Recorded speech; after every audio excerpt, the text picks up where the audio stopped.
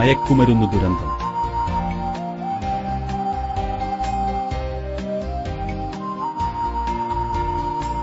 കടകളിലും മറ്റും യഥേഷ്ടം ലഭിക്കും വിധം വ്യാപകമായി കൊണ്ടിരിക്കുന്ന പാൻ മസാലകളും മയക്കുമരുന്നുകളും ഉപയോഗിച്ചതിന്റെ ഫലമായി മുഖത്തും കഴുത്തിലും മറ്റും മാരകമായ ക്യാൻസർ ബാധിച്ച് ഇഞ്ചിഞ്ചായി നശിച്ചുകൊണ്ടിരിക്കുന്ന മനുഷ്യർ.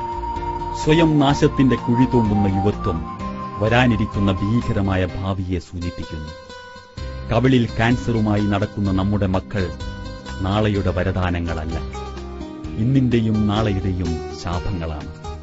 വെറുക്കപ്പെട്ട ശീലങ്ങളിൽ നിന്ന് നമ്മുടെ മക്കളെയും സഹോദരങ്ങളെയും മറ്റു സഹജീവികളെയും രക്ഷിച്ചെടുക്കേണ്ട ബാധ്യത നമുക്കില്ല. ചുണ്ടും കവിളും ക്യാൻസർ ബാധിച്ച് നരകിക്കുന്ന യുവത്വം ഉപഭോഗ നാഗരികതയുടെ ഉൽപ്പന്നങ്ങളാണ്.